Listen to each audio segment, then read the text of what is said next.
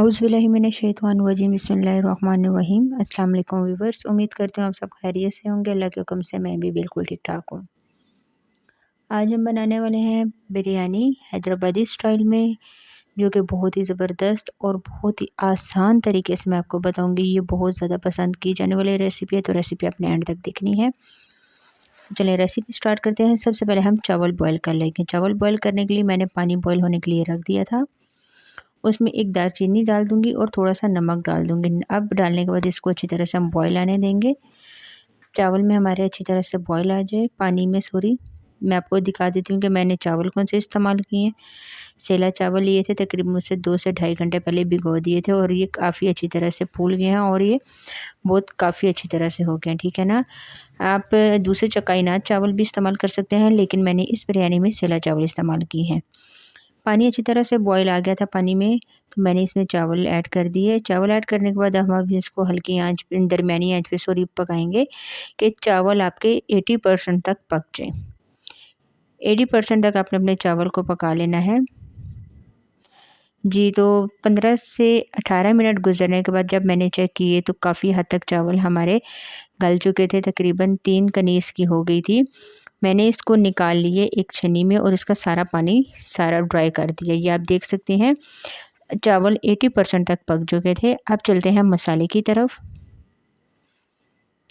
कढ़ाई में मैंने प्याज ब्राउन होने के लिए रख दिए थे। तकरीबन मैंने लिए हैं 6 से 7 अदद प्याज लिए थे। प्याज को अच्छी तरह से अपने ब्राउन करना है 1 कप ऑयल डाल के। अच्छी तरह से आपने इसको ब्राउन करना है। जैसे ही आपका प्याज ब्राउन हो जाएगा तो हम इसमें शामिल करेंगे अदरक लहसुन का पेस्ट। 1 चम्मच भर के अदरक का पेस्ट, 1 चम्मच भर के लहसुन का पेस्ट आपने इसमें डाल देना है और इन दोनों चीज़ों को प्याज में मिक्स करना है कि ये दोनों चीज़ें अच्छी तरह से ब्राउन हो जाए और खुशबू आने लगे। ये बहुत ही पसंद की जाने वाली बिरयानी है, आपने इसको ज़रूर ट्राई करना है और वीडियो मेरी आपने एंड तक देखनी है। वीडियो पसंद है तो प्लीज़ लाइक करना ना भूलें। ये तो लहसुन और अदरक अच्छी तरह से ब्राउन हो गए थे। अब मैं इसमें शामिल कर दूँगी चिकन। चिकन जो है वो मैंने 3 पाव लिया था। 3 पाव लेने के बाद इसको अच्छी तरह से वॉश करके इसका पानी ड्राई कर लिया है। चिकन डालेंगे, चिकन को अच्छी तरह से आपने रोस्ट करना है प्याज में। जी, तकरीबन आपको जब तक इसका कलर चेंज नहीं हो जाता आपने इसको अच्छी तरह से रोस्ट करना है।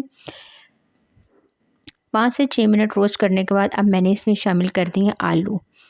3 अदद आलू लिए थे। आलू को मैंने इस क्यूब्स में काट के थोड़ा-सा तकरीबन 5 से 10 मिनट मैंने इसको गर्म पानी में डाल के बॉयल कर लिया।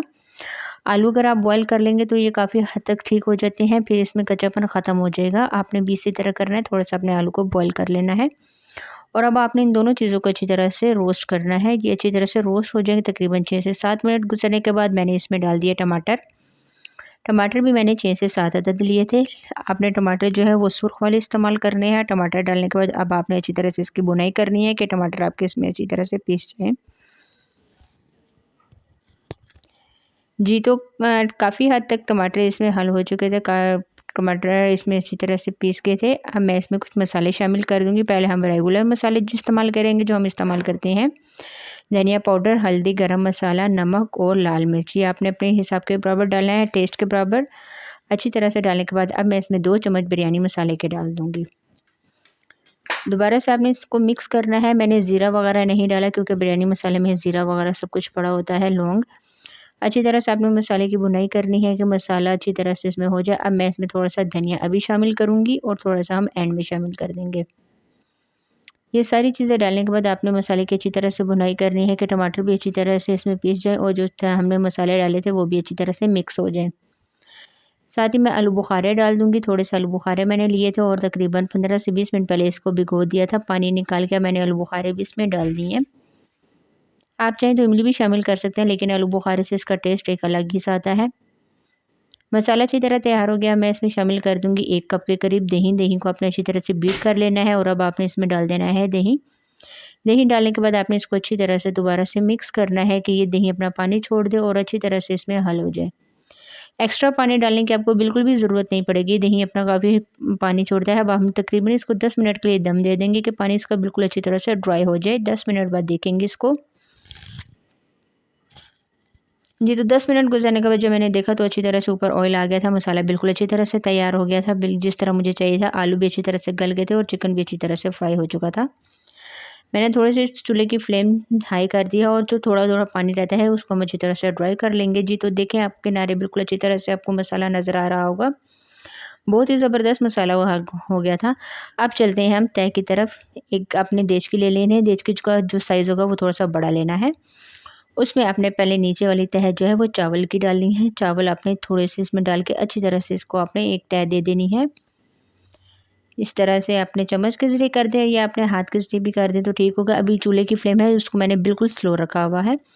अब इसके ऊपर मैं चिकन का मसाला डाल दूँगी। हाफ़ आपने डालना है, आप चाहें तो सिंगल तह भी दे सकते हैं लेकिन मैं इसमें डबल तह दूँगी।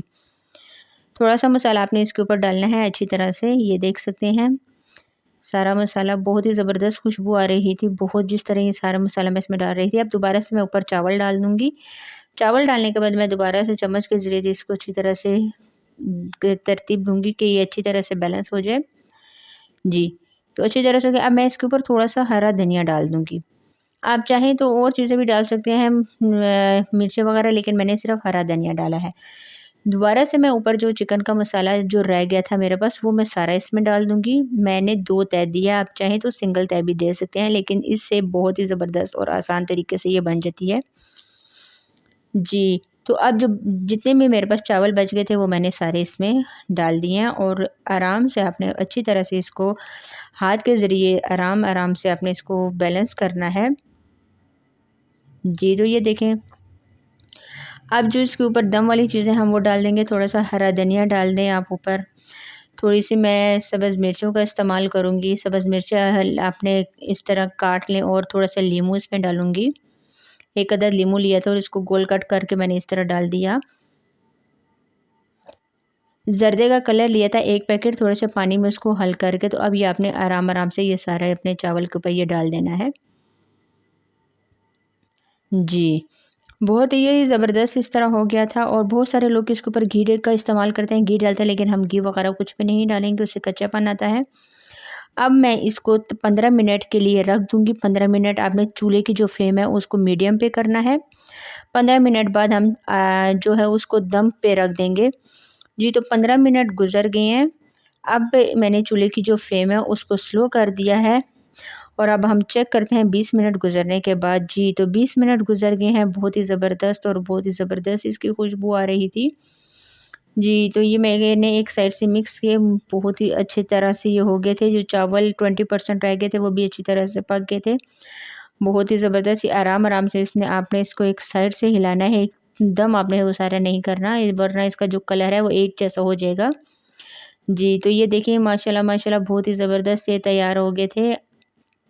अब हम इसको एक प्लेट में निकाल लेंगे।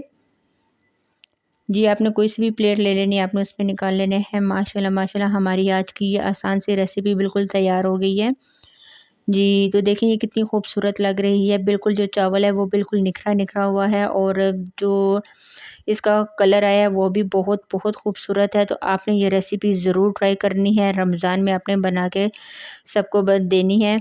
जी, तो आपकी ये रेसिपी ज़रूर पसंद की जाएगी। तो आज के लिए इतना ही। इंशाल्लाह नेक्स्ट वीडियो में एक और न्यू रेसिपी के साथ मैं आऊँगी। तब तक के लिए मुझे दीजिए इजाज़त। दुआओं में याद रखिएगा। अल्लाह हाफ़िज़।